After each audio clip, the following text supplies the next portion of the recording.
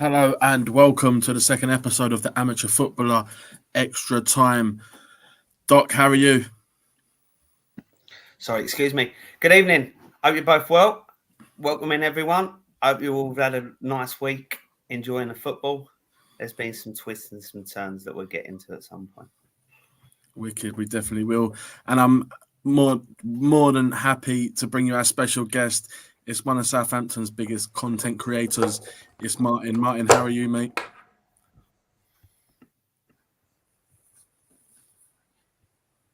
Martin? I think we're having a few technical issues with Martin's mic. Anyway, Doc, let's carry on with the show. Obviously, Leicester promotion at the weekend through Leeds dropping points and Ipswich drawing. What's your thoughts? It looks like they're now going to be crowned champions back in the Premier League. Is it a place where you think they belong, or do you think they need to heavily invest? It's going to be an interesting season for Leicester because they've got a lot of other things hanging above their heads, as we know. It sounds like that they could be getting hit with a financial fair play when they come up. So it'll be interesting to see how Leicester get on next year. But I think out of the teams, that went down, they've kept the core of their team. They've kept the important players there, which is always hard to do when you go down from the Premier League to the Championship. And I think they've got their just rewards. So fair play. Congratulations to Leicester. And let's hope that they can put on a bit of a show next year and they don't struggle in the league and just roll over, which I don't suspect they will. Yeah. Welcome back, Martin. Sorry about the technical difficulties there. One of Southampton's biggest content creators, Martin. How are you this evening? I'm all right, thank you. I'm all right. Sorry about my technical issues. I think it's it could be my internet. I'm down on the Isle of Wight of all places as well. So it's not as quick as it is in London, that's for sure. But I'm good, thank you. Good man, Martin. Martin, just for everyone out there, what's your TikTok and your YouTube channels? Give out your ats and that. Do you know what I mean? Get everyone following you. Yeah, I'm at Football Martin, as on the screen here. Football Martin _. I'm on TikTok, on YouTube. If you're not following me on YouTube, really, really appreciate that. As many subscribers as I can get. Some really good content. If you're a fan visiting St Mary's and you're following a team in the Championship, or if we get back to the Premier League next year, drop me a DM. Love to get you on the channel. Create match day vlogs and content each week. So I look to talk to home fans, but away fans as well. Top man, Martin. Yeah, definitely great content from you there. I've seen most of it. Thank you. We have got a good evening from the Amateur Footballer podcast. So good evening. Martin, we're just touching on Leicester. They promoted at the weekend through Leeds' hired in at QPR and Ipswich dropping points. They look like they're going to go on to win the league now. What have you made of their season? How do you think they get on next year? I think they do okay. Obviously, their points deduction is going to be massive for them. I think that's their biggest issue, and what they can do in the transfer window, really. It's all they had their blip in this league, like everyone's had their little blip. They've probably been the best team for form in the Championship, and it's a massive gap though between the Championship and the Premier League. We can see it with Burnley and the teams that are going up. It's a huge ask going back up, and they'll have to invest in their squad no matter what. And it depends what business they can do. I think they need bodies in. Vardy's coming to the back end of his career now, so I just think they're going to need to get the right bodies through the door to give themselves the best chance they can. But obviously, they broke financial fair play. It's there's a lot. That's a whole nother conversation to be had as well, isn't it? Yeah. I definitely think they've had a good season. They've been one of the highlights of the Championship season. I think I've always enjoyed watching them. I do think they need to invest heavily, though, to stay in the Premier League for next year. Moving on, Martin, obviously, big Southampton fan. I'm going to talk a bit about Southampton now. You went unbeaten in your first 4 games, mate. Then I think you went 3 or 4 where you didn't win. Then you went on a 25 game unbeaten run. What was you thinking when it come to the summer of last year, just being relegated? What was sort of your expectations for Southampton? I was petrified when we went into that summer, really, because of the amount of good players that we still had. Though we struggled last season, there's still some really good bodies in the building, and there was some big talent. James Ward-Prowse, who went on to West Ham, Romeo Lavia went to Chelsea, there was Tino Livramento went to Newcastle. There was a really good pool of players, and they brought in a lot of money. But they didn't spend. They've not spent a lot of money. They've gone down the loan route this year to try and get by. So it's always going to be a big transition for us. I thought the playoffs would be a push. I thought if we could get in the playoffs, I would have been really, really chuffed. And then once they fully assembled the squad, I think he had a squad that was a top two side. You know, for me, I think we spoke privately and we felt they're more than enough to get in the top two and really challenge. And they went on that 25 game unbeaten run, which was just incredible, really. And there was a lot of draws in there, but it felt really settled, and a broken fan base felt quite united again. Everyone was enjoying the football. And when things are going well in football, people don't moan, do they? People are quite happy. And it's when it all goes wrong and you get the tough times, you need people to come together. And that's probably where we fell down a bit at times. When we've had our tough moments, they've been really tough. Yeah, I remember watching the game at Leicester when you was at home on the Friday night, and I remember us talking after that, and you'd been given a good hiding, but defensively you looked atrocious. But then 3 weeks later, you go and beat Leeds 3-1. Do you know what I mean? So that's probably the inconsistencies. Doc, what have you made of Southampton's season, mate, and where they are at the moment? And so I think the one part that Martin hasn't touched on there, which is something I am curious to hear his opinion, was obviously you come with a new manager, and for me it was a bit of a surprise with the choice of manager. I must admit, I'm a bit old school, as you probably know. I always feel like you need to get the right managers with the right equipment for the position that you're looking for, and Russell Martin doesn't have much credentials of promotion to get out of the Championship, which we know is so difficult. And also, I followed his career quite a bit at Swansea, and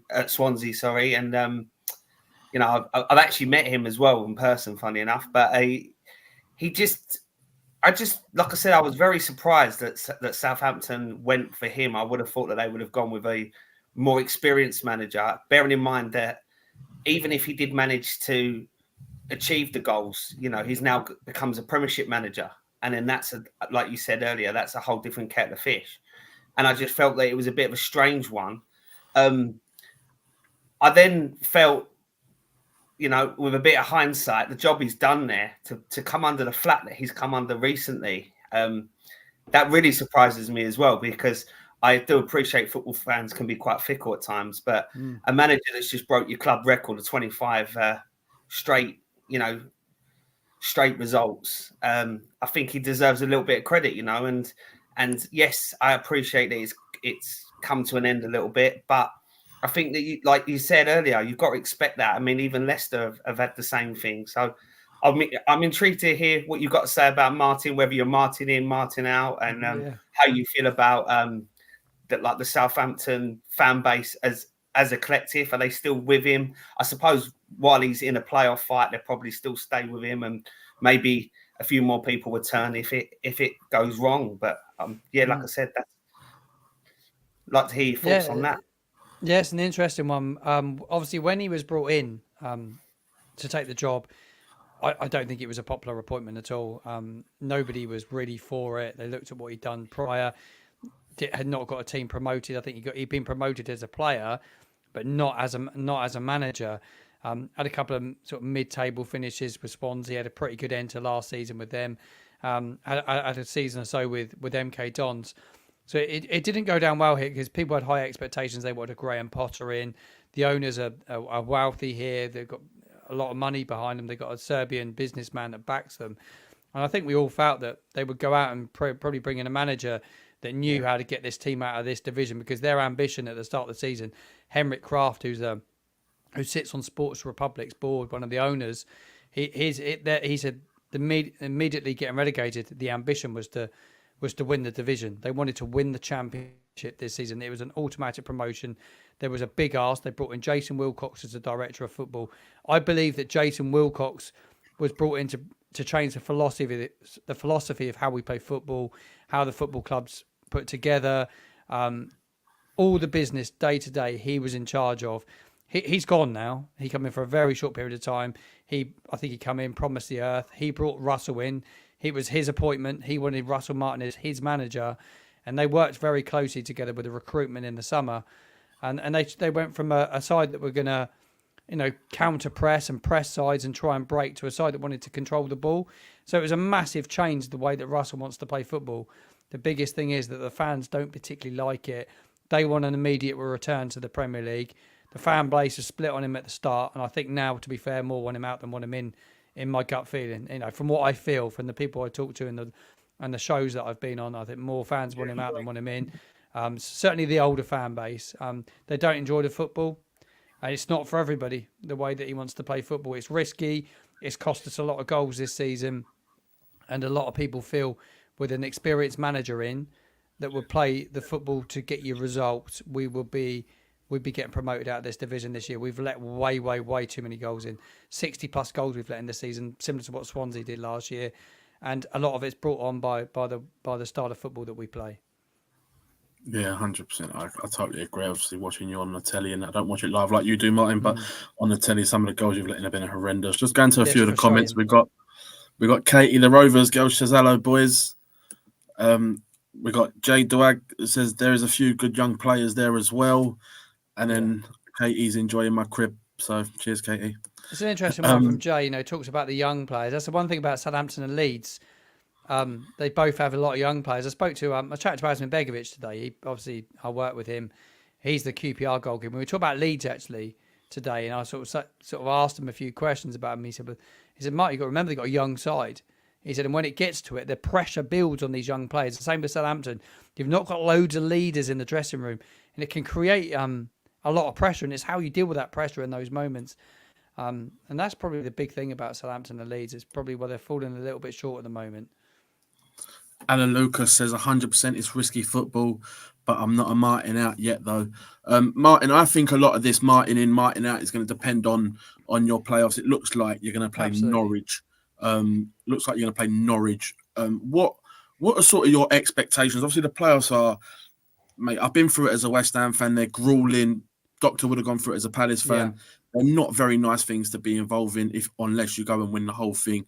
What are your expectations for Southampton playing Norwich and then obviously playing what Leeds or whoever the other club is? I think first and foremost, they need to find some form really quickly because we've lost form. We're 3 games on the spin at home and we won. We beat Coventry in that as well. We beat Preston comprehensively at St Mary's a few weeks ago. And we were just starting to find a little bit of form. We went away to Cardiff and we played really well and we lost late on.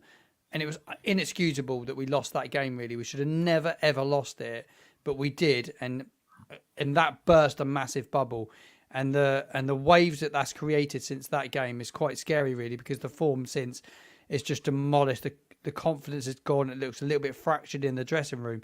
I think the biggest thing they need to do is pull it together quickly and try and get a result against Leeds at the weekend, or try and find a performance. If it's not a result, they need a performance. We haven't seen a performance, and that's what they're going to need to see going into the playoffs. Because I don't think you could just switch form on and off. Personally, I think you have to be playing with the side that's going to play. He didn't play with anything like a side that you play in a playoff game anyway. Obviously, you don't want people getting injured. Like Flynn Downs is key to the system. Shay Adams, but they need to find form really quickly. And what I saw Saturday really worries me. I thought we were really poor Saturday against Stoke. We were dreadful against Leicester, but Stoke with a couple of good finishers and some good play in the final third would have tore Southampton to bits. A good side would have put 3 or 4 past us on Saturday. And I fear going to Ellen Road on Sunday because they'll be bang up for it. And we're looking ahead to these playoffs. I just think it could be really damaging. I just think we need to get form because, like you say, Norwich are a good side. Big P, they're a really, really, really good side. And I think they're, the likes of Gabriel Sarr, they cause us problem. We haven't beaten Norwich this season. We've drawn to them twice. 8 goals between us at St Mary's start of the season, and then I think it was New Year's Day. It was 1-1. So yeah, I fear Norwich. I really do. Yeah, they're one of them hit and miss teams, aren't they? I think they've had a bit of a season like Southampton, to be honest. Just want to go back to one of the comments. Katie says 100%, especially when there is only one winner out of 4 places. I think that's going off the playoffs and sort of the anxiety that comes with it. Alan Lucas then goes on to say, got to win promotion via the playoffs or it's a failure of this season, end of. So again, That's another Southampton fan thinks it's a failure if you don't go up. I think Martin, it is who with do the you squad of players. I think it is with the who squad of do you players he's think got at will his go up? disposal. Who do you think My gut will feeling. get that last playoff place? I think Norwich is Norwich. I think Ipswich will see it over the line. Sorry, I think Ipswich will see it over the line. I think they get what they need. If they can pick up something in midweek, which I think they will, they should beat Huddersfield final game of the season. I think they'll do it. They played really well. It was a great game, wasn't it, on Saturday night between Hull and Ipswich. It's two really good sides. I think you've got a brilliant manager. I think it's the fairy tale that everybody probably wants. As a Southampton fan, I'd rather play Ipswich than I would Leeds, to be quite honest with you. I just think if they fell out of it now, which I don't think they would, but if they did, I think it would be favourable to a Southampton to play against them in a final if you could get there, because it's one of their bubble would have burst. But I think they'll go up, to be honest. I think they'll do it. And I think it end up Leeds dropping into the playoffs, and I think the playoffs would be a massive lottery. I could easily see a Norwich going all the way. I really could. I just think that they've got players that will fight. They've got desire. They've got so much about them as a side. They've got power and pace up front. I think they cause Leeds and Southampton both problems. It's whether Southampton and Leeds have got the bottle for it. That's the biggest thing, I think. Yeah, Doc, what's your opinions on the playoffs in the Championship? It looks entertaining. Well, I mean, like you mentioned, I've been there, done it, got the T-shirt with Palace. The one thing I would say about the Championship playoffs is when the final whistle goes at the last game of the season, generally speaking, all that's come before you this year counts for absolutely nothing. Yeah. So with regards to saying, like, Leeds in the playoffs, don't forget, if Leeds, like with your fans in the chat saying, if we don't go up, it's a bad season. I think you'll find Leeds probably see it exactly the same way. So if Leeds actually miss out on that automatic promotion, they're deflated. They're going to be a bit demoralised as well. They've got to pick themselves up. They've got to go again. There's going to be a lot more pressure on them that if you get to the final, it's one game of football, and at the end of the day, if you have a bad day, that's it. There's no coming back from it. And that's the beauty of the playoffs. Many, many times before, the worst team in the playoffs is the team that goes up. So, there's a lot on the line. As like most people say, it's probably the most expensive game of football, the final that there is to win. But with regards to form and momentum, yeah, I totally understand like what you're saying. You want to go in there with a bit of confidence. But that being said, it's not the be all and end all just because you lose your last game of the season. It's that's where the manager's going to be the key, and that's where I think, that's where I question like the appointment of Martin in a way, because he's got a big task to try and get and like you've already touched on with youngsters as well. It's even more critical that he's got to get them motivated and he's got to get them up for the game and he's got to get them up for the occasion. And they've got to be able to deal with the occasion as well as being up for the occasion. So it'll be an interesting one. It really will. Is there anyone that in an ideal world, is there anyone like, I know it sounds silly, but the playoffs sometimes comes a bit like strategic. There's teams in the past that have actually wanted to lose the last game of the season because it gives them a better position with regards to the opponent that they play. Have you given that a thought, or?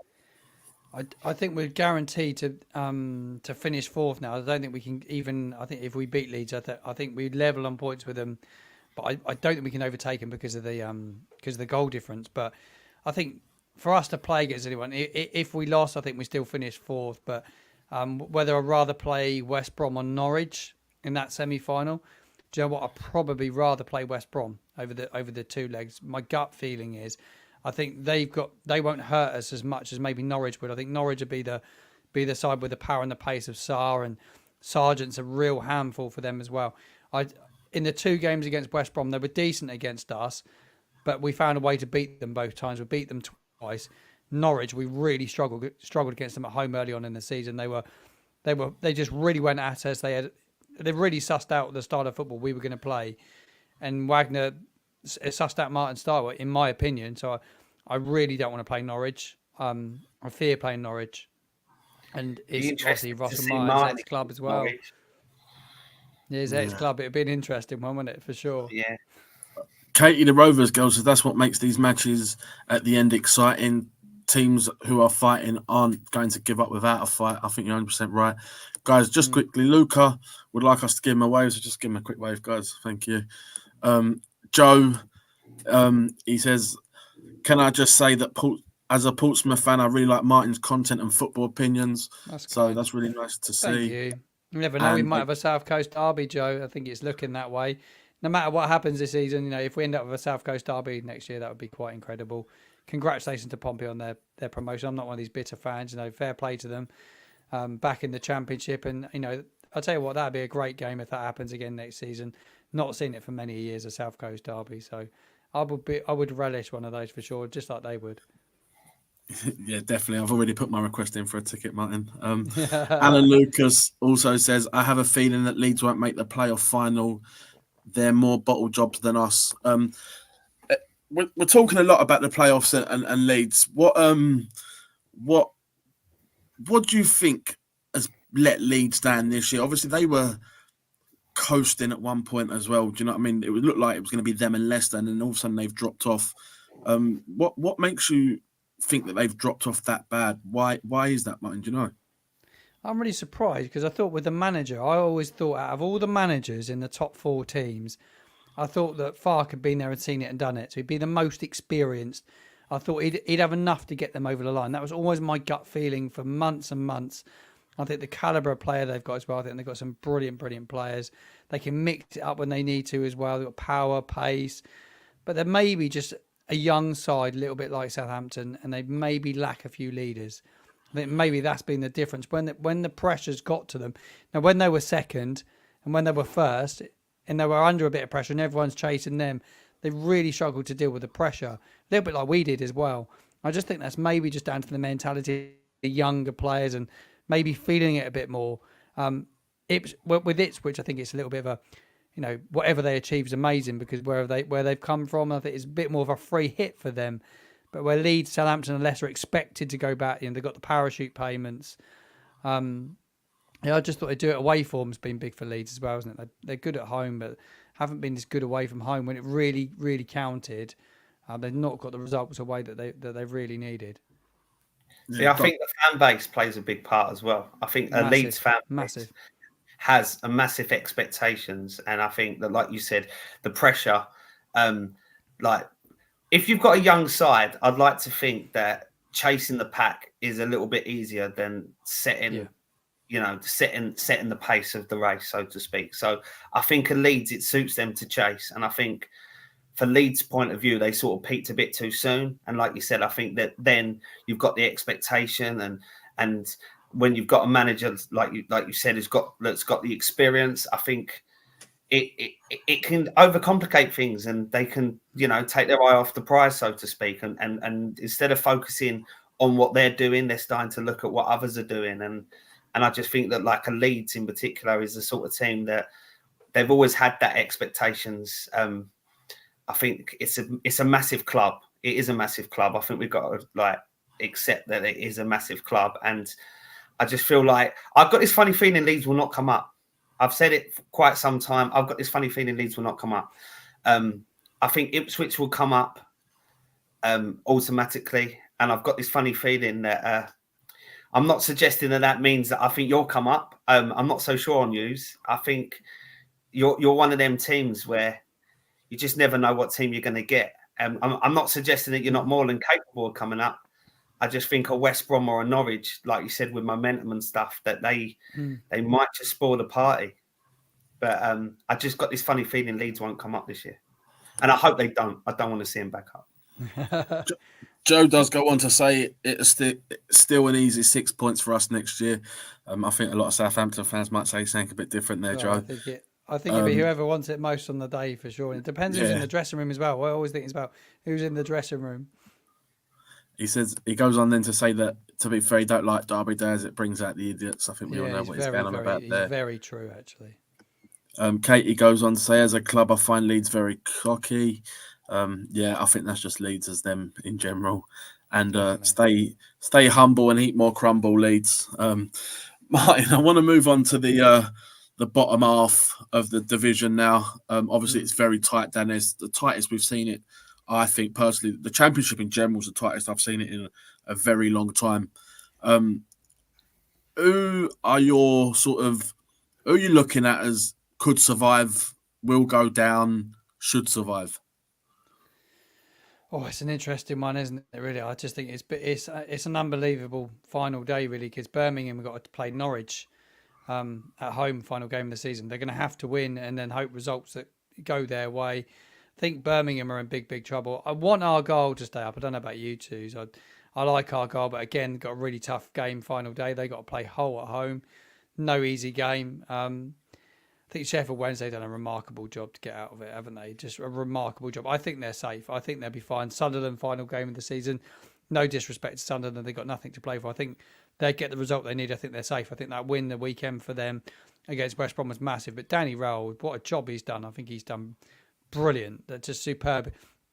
We know of him down here because he worked under Ralph Hasenhüttl at Southampton in the backroom team when Ralph originally came. And to be fair, after he went, we were never quite the same again after he went. And a lot of people saying, well, perhaps he was the mastermind behind it all. But I really like him. I think he's, I'll be pleased for Rao more than anything. But yeah, I think that they get the result they need. Final game of the season. Blackburn would be the side you might fear because they got Leicester final game. That's had an awful season, haven't they? Really, even having the top goal scorer in the league. You imagine you take away Smodic from their side. Where they would be now, they'd be in the bottom three, wouldn't they? They'd be relegated. I think he's just been an incredible player for them this season, and there's no doubt there'll be so many clubs wanting his services next season because he's a brilliant player. To do what he's done this season, to score the goals he scored in a side that's been fighting relegation is quite incredible. Yeah, I think the Sheffield Wednesday manager you spoke about, I think he's done a fantastic job there. And I watched Sheffield Wednesday v Leeds, and I thought they got beat, but they were good and they were struggling. I think they were bottom of the league at the time, and I think he'll go on to bigger and better things because he looks like he's very young as well. He's a very good manager. Katie goes on to say she's dreading it the weekend. I think they've got Leicester. The other manager you have to give a massive shout out to is Marty Cifuentes at QPR. He went in there, they were dead and buried. Really struggling, couldn't buy a win, couldn't win a game at home, really struggling. Had not a bad squad of players, but it was broken there, wasn't it? And you look at what he's done at QPR to get the result they did on Friday and to stay up. You would have never said that Christmas time, would you? Just an incredible job what he's done, really. So congratulations to them. Brilliant job. Yeah. Doc, what's your opinions on the bottom three, mate? I know it's looking tight and there's a lot to play for down there, but what's your opinions on the bottom three? Well, funny enough, I'm going to be watching the game in Birmingham, right by the ground. So I'm hoping in a way that Birmingham pull it off. I also want to give a shout out to a good friend of ours on another social media platform who's a Birmingham fan, and I know he's dreading it, and I know he's a bit nervous. So hopefully, fingers crossed, Birmingham can pull it round. I just fear for Birmingham a little bit because I just think that football's got this terrible habit of repeating stuff. And most football teams that have gone through that many managers in a year, it doesn't end well. And, Birmingham made a massive call, the owners of Birmingham. And I know that the fans wasn't happy with it when they got rid of their manager when they were fifth in the league. And they went with what I call the shirt sales of Wayne Rooney's name. And it hasn't worked out. And then they've had the unfortunate luck of bringing in a manager that they trusted to turn it around, who was then taken poorly and has obviously been removed from his position temporarily.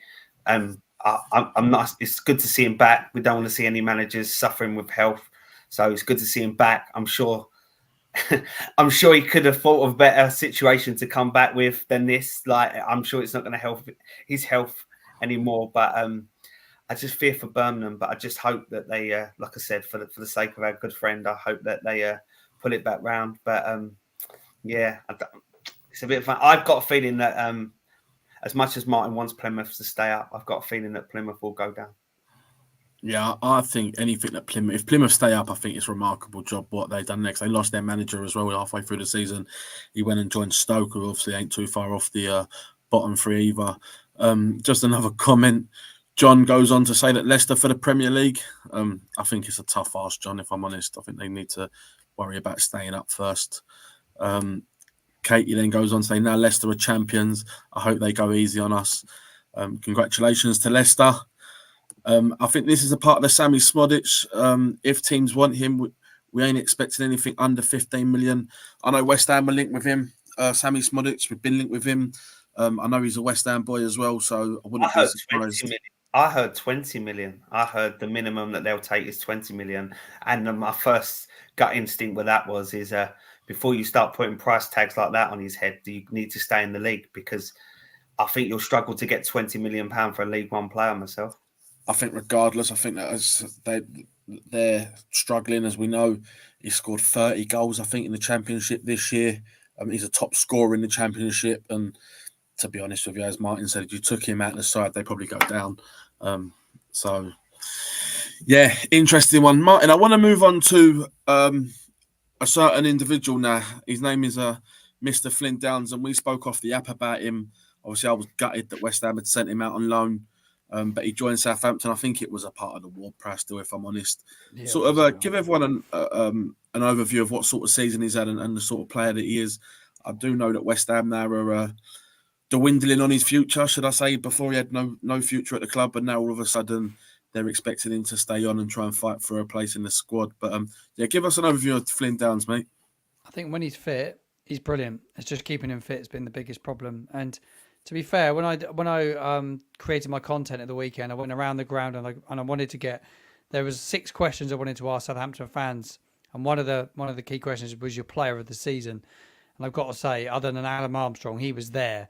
Everybody was saying Flynn Downs because he's been brilliant for Southampton. And when he's not played, not quite being the same side, he links midfield to defence. He's got an incredible array of passing on him, and he's just a really good warrior in midfield. Everything that we needed this season, Flynn Downs brings to the side because there's no one else quite like him in our squad. And when he's not there, we miss him dearly. And boy, we need him fit for the playoffs. He's nursing a bit of an injury at the moment, but he has struggled to stay fit, and that's probably been his biggest. That's probably what stopped him getting the player of the season. Actually, he got food poisoning twice, was sick for a bit, but when he's fit, God, he's so good. We've been really lucky, really fortunate to have him. I don't think he'd be a Southampton player next season. No chance. I think he's a Premier League player. If we went up, we might have a chance, but he's brilliant. For anybody that's seen him play this season at Southampton, they would all say the same as me. He's been an absolute pleasure to have at our football club. He's a great human being as well. And wish him all the best, whatever he decides to do. But we've been really lucky. I do know that if you are promoted, I think there is an option in there for him to sign, but I think it was £20 million that was quoted. It'd be great value at 20 million quid, by the way. At 20 million quid, that would be an absolute steal. Yeah, I think so too. John goes on to say, this is probably one for you, Doc. John goes on to say, Lisi to Man United. Who knows? Too sure. Who knows? I don't think it's the right move for him. I think you've already ruined one of our legends. It's probably best to steer clear of you, to be honest. But I know you are in a slightly better state now. But that ties me in nicely, actually, funny enough, because there is something that I want to speak to Martin about. And I think with the talk of Elise to Man United brings it in nicely. What's your stance on Jason Wilcox? I am aware he's a Premier League winner, and I know that he's done a good job at Man City, and it seems like he's done a respectful job at Southampton. But going back to what we touched on earlier, when he's been trusted to bring in a manager at your club, and the manager that he's brought in with your fan base question it, how do you think he's going to approach this Man United situation? And do you think that he's the right man for the job with such a prestigious club? And do you think that he's sort of potentially punching above his weight a little bit, or what do you think? It's a big jump, isn't it? I think it's a massive jump. I don't actually know what he did down here really, other than get a load of money for a load of players that we had to sell. So he's got some high price tags for some key assets. He held out, and they called it the Jason Wilcox masterclass. Yeah, he got 50 million for Lavia. Fair play for getting 50 million for Lavia. It wasn't worth 50 million quid, but he got 50 million. But you could say that Ward-Prowse, 30 million to West Ham was a bargain. All he did at Southampton was really and truly bring Russell in. They decided the philosophy they wanted to play football-wise, and basically not spend any money, because that's what they haven't done. They haven't spent any money. It was all loans, and they brought a load of loans in, which is dangerous in itself. I don't think he really did a great deal here. Nine months he was here, in and out the door before you knew it. Promised the world, on he jogs. It's a big ask, I would say, to go there and a sporting director role. It's a massive job. Has he proved himself yet? I don't think he has, personally. He's left a bit of a bad taste down here. I think Man United come calling, you're going to go, I guess. But yeah, it's a massive step upwards, I would say. Yeah, I agree with you, Martin. To be fair, I think he's punching above his weight a little bit. Just go back to John. John said, just saying, United have had 65 plus injuries this season. Glory days will return soon. Trust me, Elise will start. And then he goes on to say that Palace are a great team for creating young, amazing players. Yeah, I don't think you can sort of hide that fact. Martin, just quickly before we close the show, your teams go down. Obviously, there's only one more team to go down. Give me your teams go down. The team that are going to finish 6th out of Hull and West Brom, and then who goes on to win the playoffs, and do Ipswich go up automatically? Ipswich go up automatically for me. That's definite. I'm gonna go with that. I'm convinced by that. I think West Brom hold on and they keep 6th place. I think their final game against Preston, I think they beat Preston, and I think Hull will probably beat Plymouth as well. I don't want Birmingham to go down, but I think they go down. I think Birmingham will be the side that go down. I think they pay the price for the managerial changes they've made. And I feel for them because it's a massive football club. And like you said, we got a friend on another social media platform, and I hope that they stay up for him. But I just think that they're slipped down and they have to rebuild in League One next season. But yeah, that's my gut feeling on it all. It could all change, as we know. Doc? I've got the same sort of gut feeling, to be honest. I hope I'm wrong. Either way, I'll be there to support him. But I like I said, I hope I'm wrong. I think it would be a better occasion if they stay up on this instance. So yeah, I'm gunning. I'm cheering them on, and I'm gunning for them. But we shall see. Football's a funny thing, and I'm sure that, as we know, at last game of the season, there will be twists and changes. It's not like it's going to stay there. There'll be goals going in, and it will flicker. And I just hope they get the right outcome. But there's one thing I do want to say just before we do end the show, Big P. Obviously, Martin, thank you very much for your time. Do really appreciate it. I know you're a busy man, and I know that you've got a lot of your own platforms on the go. But there is one thing I do want you to touch on now. You briefly touched on it earlier, and I'm not convinced that everyone picked up on what you said.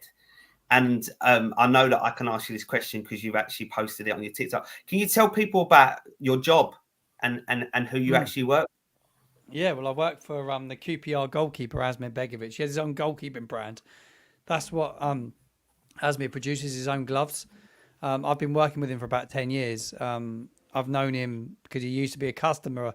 I had a website selling goalkeeper products, and Asmir used to buy his gloves off me. I watched him play one of his first games in England on the Isle of Wight against Newport Isle of Wight many, many years ago. He was a young, lanky Bosnian international. I think he played for the under-18s at the time.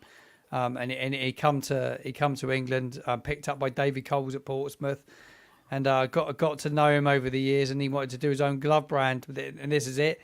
I've produced it with him and worked with him, so we've become kind of friends, I guess, as well as it's business. But we talk about football every day. We're chit chatting and stuff, and it's brilliant to get his insight. He's a professional footballer, and sometimes get to go and have coffee with him or dinner with him, and he sits down and tells me all the stories and stuff. It's brilliant. I had a supper with him a couple of weeks ago, and I think we had 2 hours, and we just spoke about his life at Chelsea, and it was brilliant. He cooked me steak, and we had a really healthy meal. He eats clean. He's an unbelievable athlete. We had a couple of glasses of red wine, and we just sat down and he told me all the stories. It was just much of it won't be able to leave the room, but it was brilliant. It was one of the best nights I've had in a long time. But I'm really fortunate to be in the position to work with him. He's coming to the end of his career now, but he told me today he will play on next season. So at 36 years old, we will see Asmir Begovic somewhere next season. We're not sure where, but we'll definitely see him again in a goalkeeping shirt between the sticks somewhere.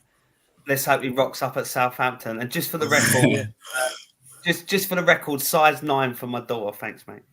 I'll get you some. I'll send you some your way. Definitely not. I'll send some your way. That rules out my last question for you, Martin, is what was the most amazing story that you heard? But if it's got to stay in the room, I don't expect you to say anything.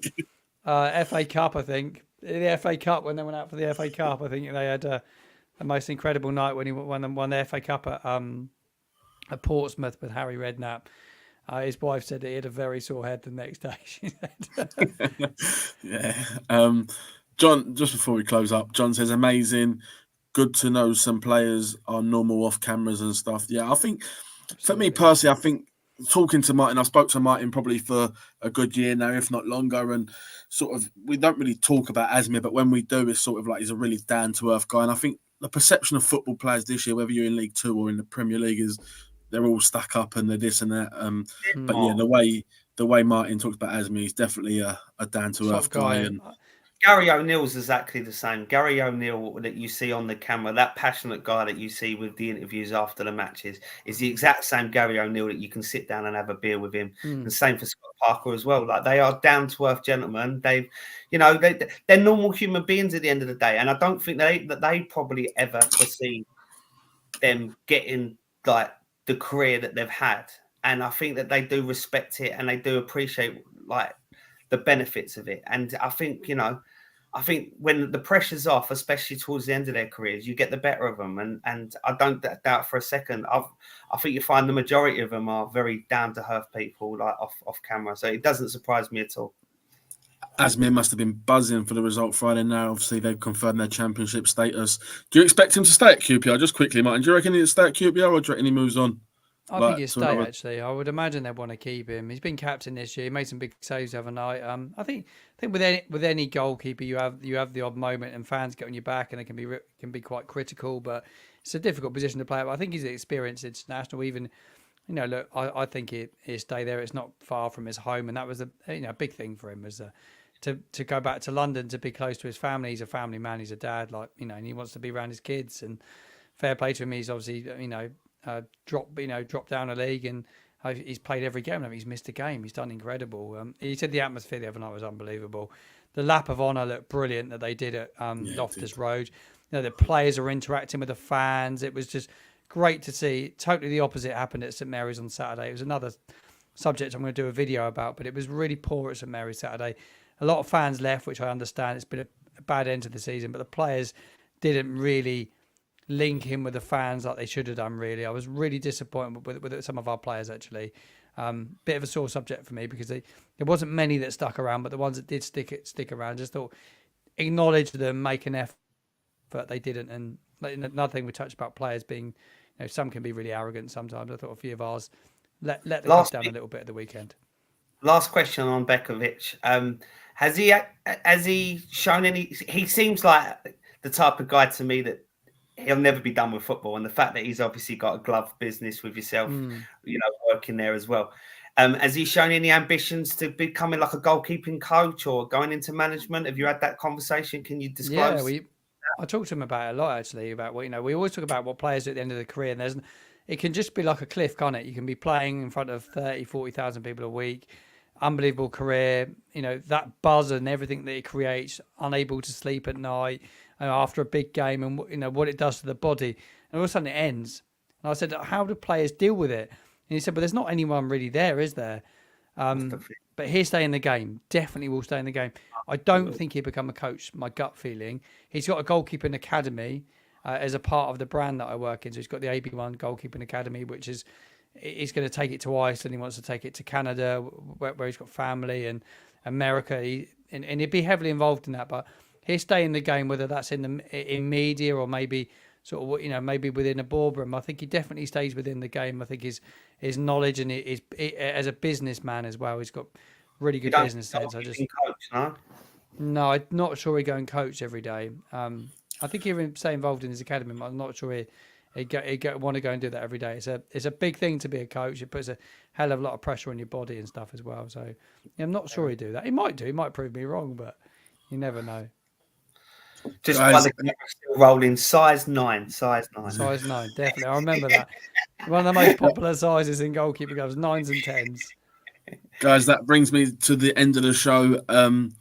please like and subscribe the channel. We're putting everything out there, content out there every Monday at 9:30. Doc, do you want to give our TikTok a shout out? Yep. So we've now got our own page on TikTok. If you are on TikTok and you can give our page a little follow, that'd be great. It's the Amateur Extra Time, the Amateur Footballer Extra Time. Sorry. You'll see us. There's the same black logo that you'll see when we close out. Again, I just want to say thank you very much for your time, Martin. It's always You're a pleasure. welcome. Thank you for having me on your show. I really enjoyed it.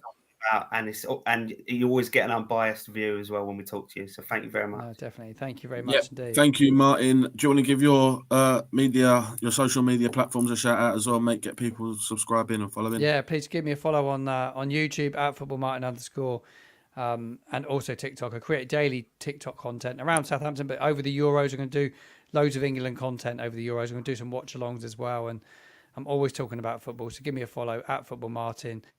I'm often live with you guys as well. We're always talking football, and like you say, we're not biased fans. We're just honest people who love the game. And yeah, give us a follow, and we'll look forward to talking to you again soon. Top man, Martin. And the Amateur Footballer Podcast is a really good show. Thank you guys. So thank you for that. And that brings us to the end of the show. Good night.